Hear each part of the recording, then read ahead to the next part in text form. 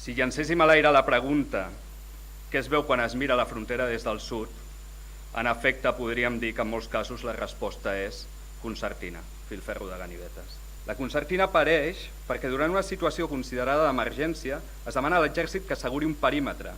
Aquest desplega un operatiu militar que implica la instal·lació de concertina, però no hi ha una planificació a nivell polític ni un debat previ.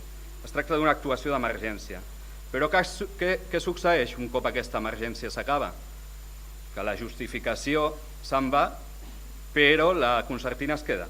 A Espanya el que va fer va ser externalitzar aquesta concertina de manera que no tingués que pagar, o els costos polítics quedessin més amagats, però l'avantatge operativa teòrica doncs, es mantingués. No?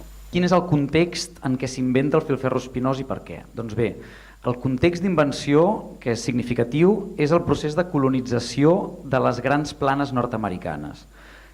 Totes les pel·lis de westerns doncs és aquest context en el que s'inventa el filferro espinós.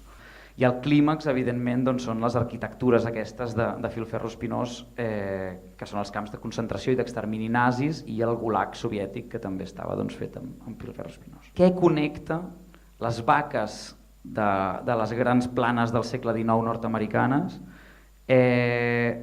amb els interns d'Auschwitz i amb els migrants de Síria o de l'Afganistan o d'on sigui que es troben davant d'una valla de filferro espinós avui en dia?